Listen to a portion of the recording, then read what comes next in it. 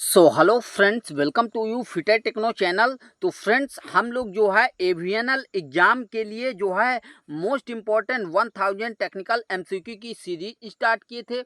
उस सीरीज का ये जो है चौथा वीडियो है। इससे पहले हम लोग जो है 3 वीडियो में टोटल 70 क्वेश्चन को कवर कर चुके हैं। यदि आपने उन 3 क्लास को नहीं देखा है तो चैनल में जाकर प्लेलिस्ट बनी हुई है, वहां से देख सकते हैं। आज के वीडियो में आगे के क्वेश्चन को डिस्कस करते हैं। उससे पहले चैनल में जो नए हैं और अभी तक सब्सक्राइब नहीं किए हैं तो सब्सक्राइब जरूर कर लीजिए। यहाँ पर देखिए, पिछले क्लास में हम लोग जो है 70 क्वेश्चन को कवर कर चुके थे। ठीक है, उसके बाद वीडियो कट हो गया था तो वहाँ पर कम ही हो पाए थे। तो यहाँ पर 71 से क्वेश्चन से देखते हैं। बोला क्या गया है यहाँ पर 71 में, यदि चालक घिरनी का घूर्णी चाल यानी N1 दिया गया है, चालित घिरनी का घूर्णी चाल यानी जो है ड्रिवन गियर की बात की जाए तो वह N2 है, और चालक घिरनी का जो है डायामीटर व्यास D1 रखा गया है, और चालित घिरनी का व्यास यानी ड्रिवन गियर का व्यास जो है D2 रखा गया है, और पट्टे की मोटाई बेल्ट की मोटाई T है। तो वेग अनुपात का समीकरण लिखिए। यहाँ पर आपको जो है वेग अनुपात का फार्मूला बताना है।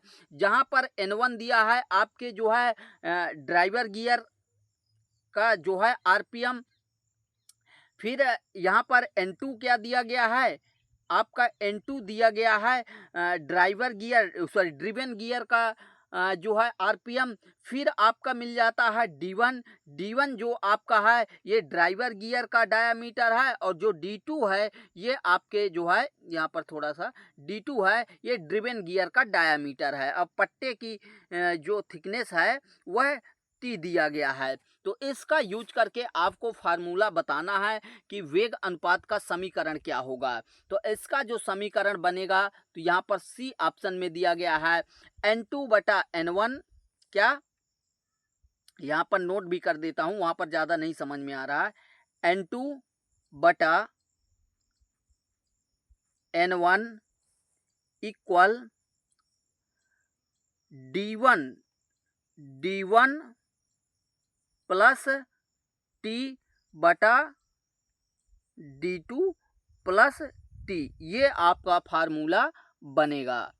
ठीक है, इसको कोष्टक में भी लिख सकते हैं, इसको कोष्टक में ऐसे लिख सकते हैं। तो ये आपका फार्मूला बनेगा, सी ऑप्शन करेक्ट आंसर हो जाएगा।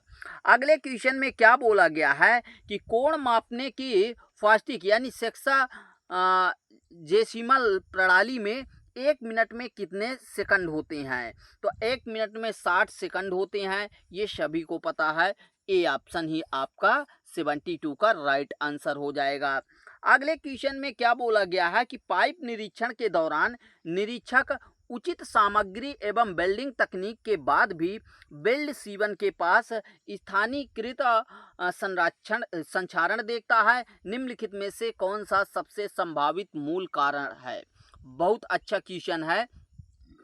बोला क्या गया है कि during pipe inspection localized corrosion is observed near the weld seam despite using proper material and welding technique, which is the most likely जो है रूट केस यानी जो है सबसे ज़्यादा जो कौन सा कारण है। तो यहाँ पर आपको डी ऑप्शन में दिया गया है कि असमान धातु संपर्क के कारण गैल्वेनी संक्षारण यानी galvanic corrosion due to dissimilar metal contact.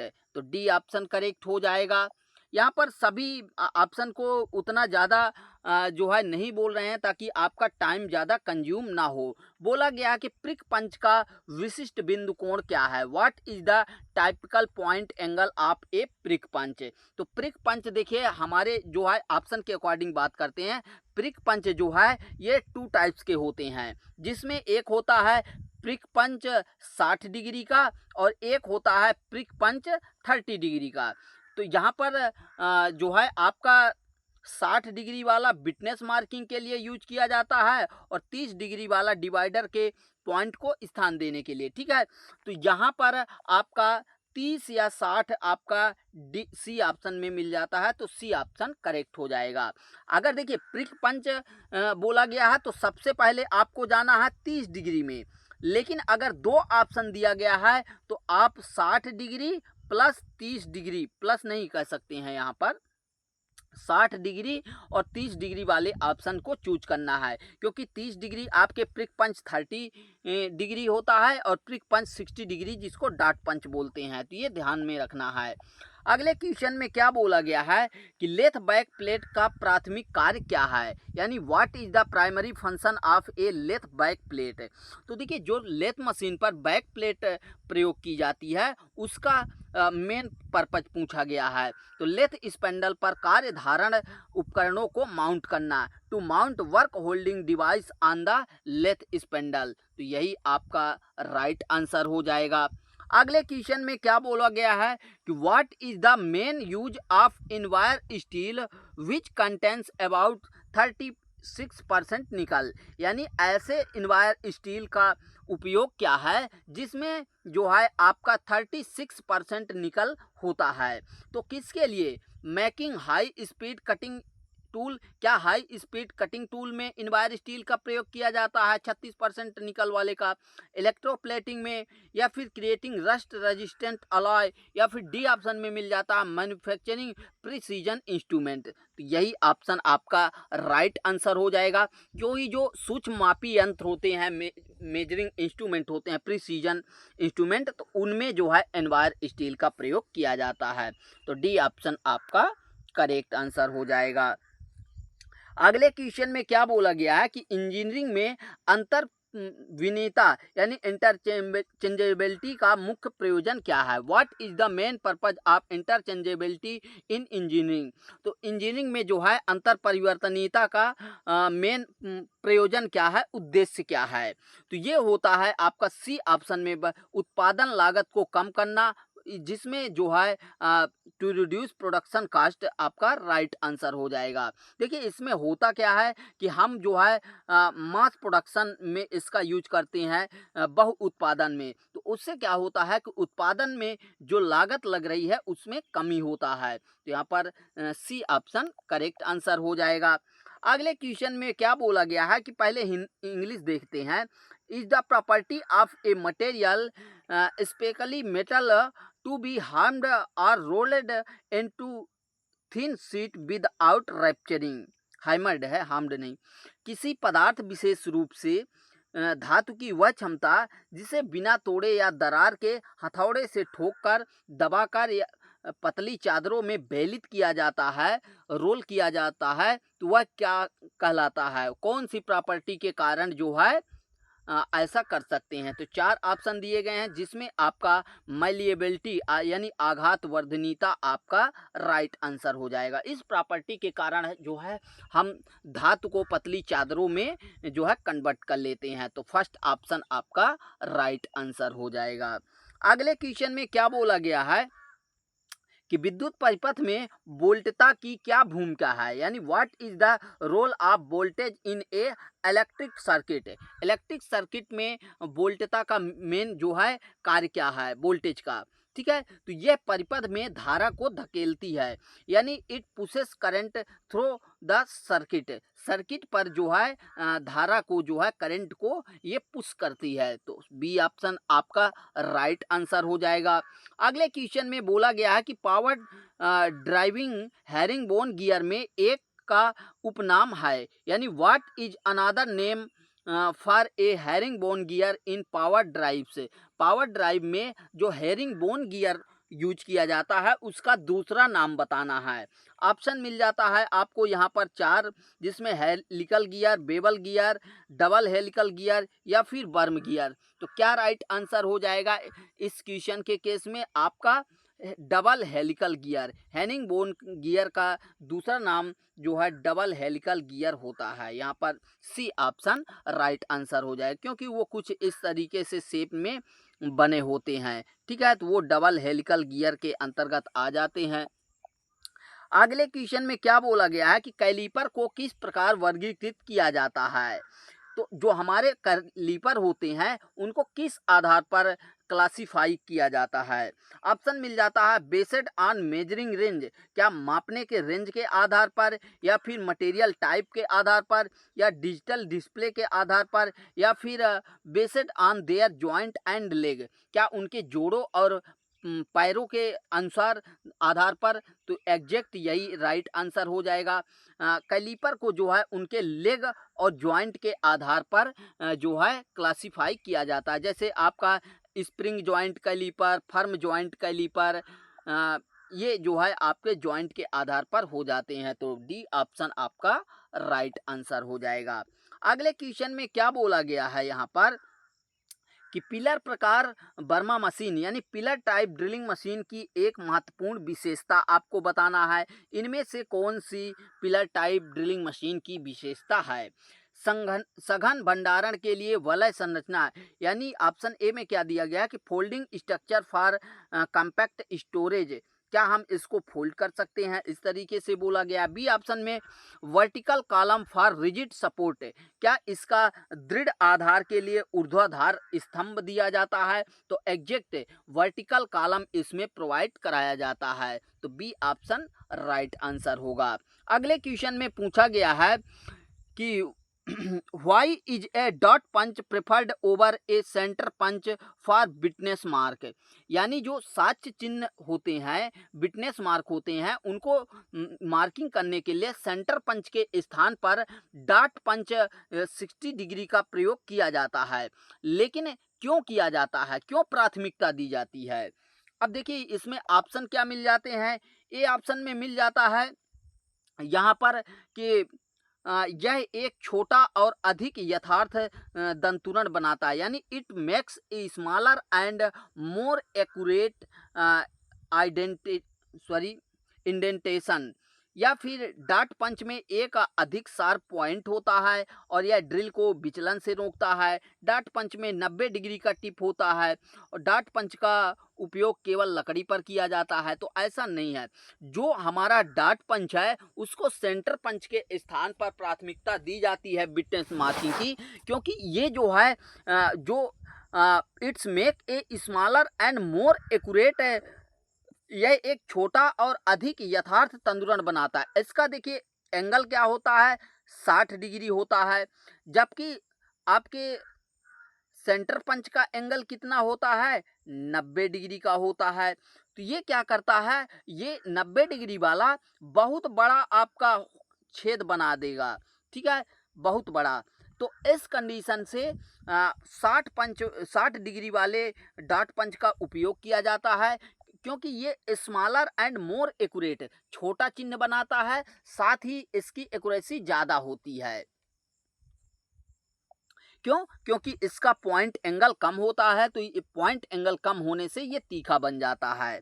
अगले क्वेश्चन में क्या बोला गया है कि यदि लेथ में अनुचित तरीके से मशीनीकृत या क्षतिग्रस्त लेथ बैक प्लेट का उपयोग किया जाता है तो इसका परिणाम क्या होता है, यानी what happens if the improperly machined और damage back plate is used on a lathe है, यानी लेथ मशीन पर क्या होगा यदि जो बैक प्लेट है वो जो है इम्प्रॉपर तरीके से या कहा जाए डैमेज बैक प्लेट को लगाया जाता है और उससे वर्क किया जाता है तो क्या होगा। ऑप्शन मिल जाता है इंक्रीज टूल बियर, क्या घर्षण में उपकरण में घिसाव बढ़ेगा, या फिर स्पेंडल का अत्तापन यानी स्पेंडल ओवरहीट होगा, या फिर वाइब्रेशन एंड रन आउट की समस्या होगी, या फिर decrease cutting speed. Cutting speed से तो मतलब ही नहीं है, इसलिए आपका जो राइट आंसर हो जाएगा वह कंपन और रन आउट, यानी वाइब्रेशन होगा और रन आउट हो जाएगा। तो सी ऑप्शन आपका करेक्ट आंसर हो जाएगा।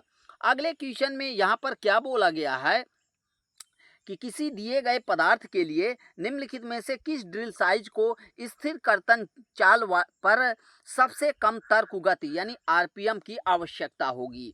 यहाँ पर आपका 4 डायामीटर दिया गया है, बोला गया है कि किसी पदार्थ के लिए जो है ड्रिल के किस साइज का उपयोग स्थिर कर्तन चाल पर सबसे कम आरपीएम की आवश्यकता होगी।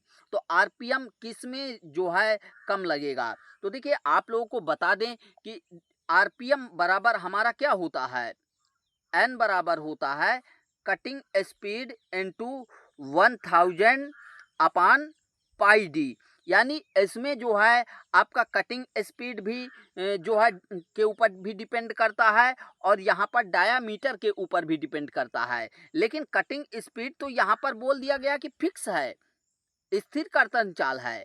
तो यहाँ पर आपके कौन सा पैरामीटर बच रहा है, ये भी फिक्स है पाई का मान, यहाँ पर डायामीटर बच रहा है। ठीक है, तो आरपीएम अब डायामीटर पर डिपेंड कर रहा है। तो केस में सबसे कम जो है आरपीएम की आवश्यकता होगी।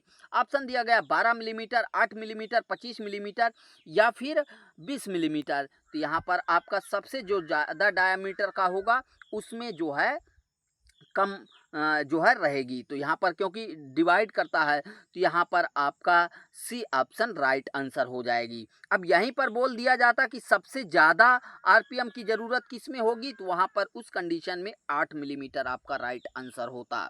क्लियर। अगले क्वेश्चन में क्या बोला गया है कि how does a hermaphrodite caliper differ from a standard divider. जो आपका मानक डिवाइडर होता है, विभाजक होता है, उससे हर्माफ्रोडाइट कैलिपर अलग कैसे होता है।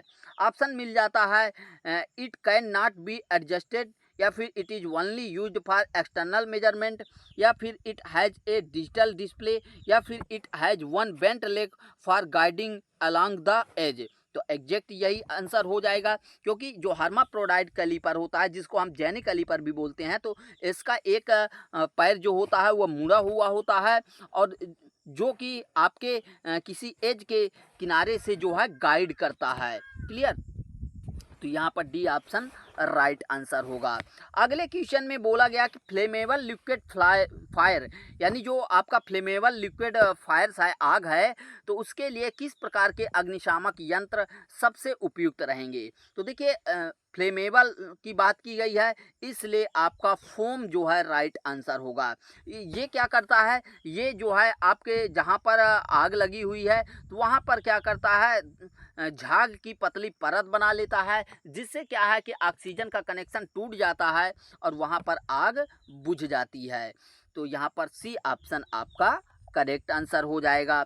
अगले क्वेश्चन में बोला गया कि रेडियल ड्रिलिंग मशीन में रेडियल आर्म को आधार देने के लिए कौन सा अवयव उत्तरदायी है, यानी विच component support the radial arm in A radial drilling machine. Radial drilling machine में जो है रेडियल आर्म को कौन सपोर्ट देता है, स्पेंडल, फीड हैंडल, कॉलम, या फिर डी ऑप्शन में मिल जाता है वर्क टेबल। तो क्या राइट आंसर आपके निकल के आएगा, यहाँ पर आपका राइट आंसर निकल के आएगा कॉलम। जो रेडियल आर्म होता है, देखिए कुछ इस तरीके से आपका कॉलम होता है, पिलर होता है, और इसमें लंबा रेडियल आर्म लगा दिया जाता है, जिसमें क्या किया जाता है, यहाँ पर स्पेंडल हेड माउंट कर दिया जाता है।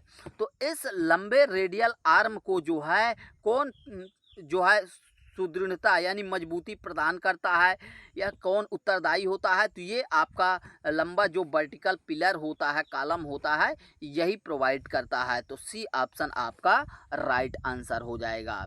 अगले क्वेश्चन में क्या बोला गया है कि कार्यस्थल पर सुरक्षा और पीपीई के उपयोग के संबंध में कर्मचारी कैसे अपडेट रह सकते हैं, यानी how can employees stay updated regarding work place safety and PPE uses. जो आपके पर्सनल प्रोटेक्टिव इक्विपमेंट होते हैं, सेफ्टी होती है, तो उसके संबंध में कर्मचारी को जो है वर्कर को कैसे अपडेट रहना चाहिए या रह सकते हैं, तो वो नियामक एजेंसियों से सुरक्षा संबंधी जानकारी प्राप्त करके, यानी receiving safety info from regulatory agency है, रेगुलरली नहीं। तो सी ऑप्शन यहाँ पर राइट आंसर हो जाएगा। अगले क्वेश्चन में क्या बोला गया है कि निम्नलिखित में से कौन सी संयोजन स्पैनर एवं द्विषटकोणी रिंग स्पैनर की उनके आकार के संदर्भ में एक समान विशेषता है, यानी what is common characteristic regarding size between combination spanner and bi hexagon ring spanner. तो ये क्या होते हैं कि दोनों सिरों के आकार क्रमागत होते हैं। जैसे मान लीजिए एग्जाम्पल के लिए ये कोई स्पैनर है, कोई ये, तो अगर ये 19 नंबर का है तो ये 20 नंबर का रहेगा, सॉरी ये 20 नंबर का रहेगा। तो कुछ इस तरीके से क्रमागत आकार में होते हैं, ठीक है, यानी size at both end are sequential. अगले क्वेश्चन में क्या बोला गया कि मल्टीमीटर का मुख्य कार्य क्या है, बेसिक इलेक्ट्रिसिटी से पूछा गया है। तो ये जो है वोल्टता को, विद्युत धारा को और प्रतिरोध को मापता है। सी ऑप्शन आपका राइट आंसर होगा। अगले क्वेश्चन में बोला गया है which of the following material require the lowest spindle speed due to its high strength, यानी जो है material require the lowest spindle speed due to its high strength, उसके मजबूती के कारण जो है उसमें लोवेस्ट स्पेंडल स्पीड की आवश्यकता होती है, वह मटेरियल आपको बताना है। तो यहाँ पर आपका क्या राइट आंसर निकल के आएगा, grey cast iron, brass, mild steel, यहाँ पर अलॉय स्टील आपका हाई टेंसाइल जो होता है, यही आपका राइट आंसर हो जाएगा। अगले क्वेश्चन में क्या बोला गया है कि बहुत टाइट नट या बोल्ट पर समायोज्य यानी एडजस्टेबल रिंच का उपयोग करने की एक हानि यह है, यानी a disadvantage of using an adjustable wrench on a very tight nut और बोल्ट। यदि कोई बहुत अधिक नट और बोल्ट को टाइट किया गया है तो हम उसमें एडजस्टेबल स्पैनर का यूज करते हैं, तो उस कंडीशन में क्या जो है दिक्कत आ सकती है, ये क्वेश्चन में पूछा गया है। तो यह स्लिप कर सकता है, फिसल सकता है और नट या बोल्ट को क्षति पहुंचा सकता है, यानी उसके जो कुछ हेक्सागोन शेप में ऐसे बने होते हैं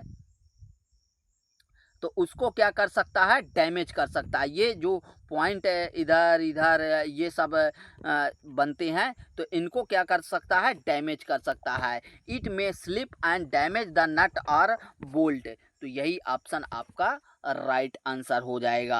अगले क्वेश्चन में बोला गया है what happens if the helix angle of a drill is too high, यदि हेलिक्स एंगल ड्रिल का अत्यधिक रख दिया जाए, जो रिक्वायर्ड है उससे अत्यधिक रखा जाए, तो उस कंडीशन में क्या डिफेक्ट आएगा। तो उस कंडीशन में ऑप्शन मिल जाता है ड्रिल ब्रेक्स फास्टर, क्या हमारा ड्रिल शीघ्रता से टूटेगा या कटिंग एफिशिएंसी इंक्रीज होगी, ड्रिल बिकम्स ब्लंट हो जाएगा, या फिर चिप्स में क्लॉग द फ्लूट। तो यदि अधिक जो है हेलिक्स एंगल रखा जाएगा तो उस कंडीशन में चिप हमारी जो है फंस सकती है फ्लूट्स में।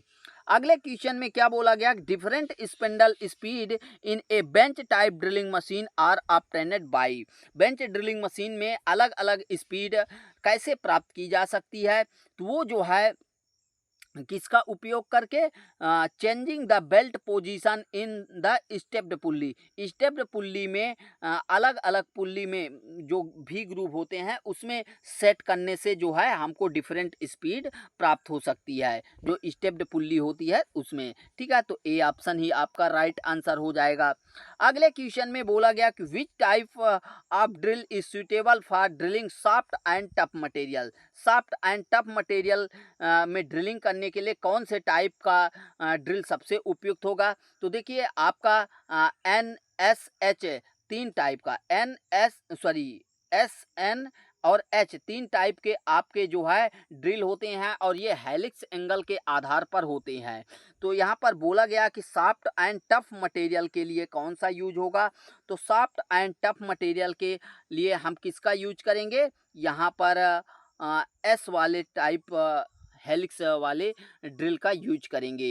बी ऑप्शन करेक्ट आंसर हो जाएगा।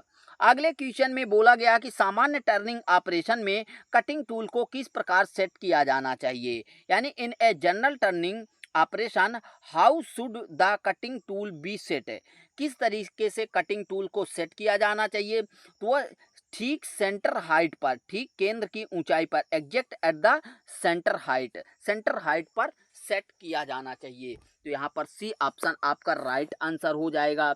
अगले क्वेश्चन में बोला गया है कि what is the primary raw material use to produce pig iron in the smelting process. Smelting process में होता क्या है, जनरली पहले ये समझ लीजिए। स्मेल्टिंग प्रोसेस, जब हम खदानों से आयस को निकालते हैं तो उसमें अनेक प्रकार की अशुद्धियाँ होती हैं। तो उन अशुद्धियों को दूर करने के लिए स्मेल्टिंग प्रोसेस ब्लास्ट फर्नेस में किया जाता है, जिससे हमें पिग आयरन प्राप्त होता है। ठीक है, तो उसमें बोला गया है कि जो हमारा प्राइमरी रॉ मटेरियल है कौन सा होता है, तो आयरन और होता है, यानी लौह अयस्क होता है, जो हमें खदानों से प्राप्त होता है। सी ऑप्शन आपका राइट आंसर हो जाएगा। अगले क्वेश्चन में बोला गया है कि in flange pipe joint the component use to create a seal between the flanges is, यानी बोला गया है कि आपका कोई फ्लैंज ज्वाइंट है जिसमें कंपोनेंट को जो है सील क्रिएट करना है, यानी जो है कहा जाए कि लीक प्रूफ बनाना है, तो उसके फ्लैंज के बीच में किसका उपयोग किया जाएगा, तो वहाँ पर हार्ड रबर बासर का उपयोग किया जाएगा। जनरली जो किसानी से आते हैं स्टूडेंट, उनको ये पता होगा, क्योंकि वहाँ पर गाँवों में इसका उपयोग किया जाता है। जब दो पाइपों को फ्लैंज के माध्यम से जोड़ना होता है, जिसको गांव में थापी भी बोलते हैं, तो वहाँ उस कंडीशन में क्या है कि रबर का, हार्ड रबर का बासर यूज किया जाता है। सी ऑप्शन आपका राइट आंसर हो जाएगा। क्लियर। अगले क्वेश्चन में क्या बोला गया है कि इंजीनियरिंग में अंतर परिवर्तनीयता इंटरचेंजेबिलिटी से क्या तात्पर्य है, ये रिपीट हो रहा है। तो बिना किसी अशोधन के एक घटक को दूसरे घटक से प्रतिस्थापित करने की क्षमता, यानी ability to replace one component with another without modification, बिना किसी उसमें सुधार किए हुए एक पार्ट के जगह पर दूसरा पार्ट सेट कर सकें, ये हमारे इंटरचेंजेबिलिटी का प्रॉफिट होता है, इसका मतलब होता है। ठीक है, तो ए ऑप्शन ही आपका राइट आंसर हो जाएगा। तो दोस्तों यहाँ पर हम लोगों ने इस वीडियो में, पिछले वीडियो में 20 इक्वेशन को डिस्कस किया, तो इस वीडियो में जो है हम लोगों ने टोटल डिस्कस कर लिया 30 क्वेश्चन को। अब आगे के वीडियो जो रहेंगे उसमें यहाँ पर आपको क्वेश्चन मिल जाएंगे। अगले क्वेश्चन जो है थोड़ा सा आपको टफ लेवल के देखने को मिल सकते हैं, लेकिन एक स्टूडेंट ने कमेंट किया था कि सर जो क्वेश्चन है उसमें इंग्लिश को नीचे टाइप करिए और हिंदी को ऊपर रखिए, तो हमने ऐसा ही कर दिया है। पहले इंग्लिश लैंग्वेज को किया है और फिर हिंदी लैंग्वेज को, क्योंकि यहाँ पर मैं जो भी कंटेंट प्रोवाइड कराता हूँ वो छात्रों के लिए प्रोवाइड कराता हूँ, तो जिसमें आप लोग कंफर्टेबल रहेंगे उसी तरीके से जो है हम जो है रिप्रेजेंट करेंगे क्वेश्चन को। बाकी आप लोगों का इस वीडियो में कोई सुधार करना है तो आप लोग कमेंट बॉक्स में कमेंट करके ज़रूर बताइएगा। चैनल को सब्सक्राइब नहीं किए हैं तो सब्सक्राइब कर लीजिए और दोस्तों तक इस वीडियो को ज़रूर शेयर करिए जो भी एवीएनएल एग्ज़ाम की तैयारी कर रहे हैं। ठीक है, और आप लोग इसी तरीके से सपोर्ट देते रहिए, तभी जो है आप लोगों का बता दें कि ये सीरीज कंटिन्यू रह पाएगा। अगर आप लोग सपोर्ट ही नहीं करेंगे, आप लोगों के लिए इतना मेहनत कर रहा हूँ, इतना मेहनत से कंटेंट बनाना पड़ता है, उसमें आपके एग्ज़ाम के लेवल के हिसाब से, जैसे एवीएनएल का एग्ज़ाम आपका है तो एवीएनएल एग्ज़ाम के रिगार्डिंग जो है हमको जैसा लगता है कि ऐसे क्वेश्चन आ सकते हैं, तो उस लेवल के क्वेश्चन को फाइंड आउट करना होता है। फिर हिंदी और इंग्लिश दोनों लैंग्वेज में बनाकर टाइप करना बहुत टाइम कंज्यूमिंग होता है। तो यहाँ पर मान लीजिए आप लोगों के लिए इतना मेहनत कर रहा हूँ, तो आप लोग भी इतना मदद कर सकते हैं कि सपोर्ट करें। आप लोगों के लिए कंटेंट बना रहा हूँ तो कंटेंट को लास्ट तक देखिए, समझिए। फिर भी अभी भी आपको कोई सुधार करने लायक लगता है तो आप लोग ज़रूर कमेंट करके बता सकते हैं कि क्या सुधार करने लायक है। और चैनल को सब्सक्राइब नहीं कर रहे हैं क्योंकि यहाँ पर वाचिंग काफ़ी ज़्यादा हो रहा है, लेकिन चैनल में सब्सक्राइबर की मात्रा बहुत कम है, तो प्लीज़ आप लोग जल्द से जल्द 1000 सब्सक्राइबर कंप्लीट कराइए। ठीक है, तो मिलते हैं नेक्स्ट वीडियो में। Thanks for watching and bye bye.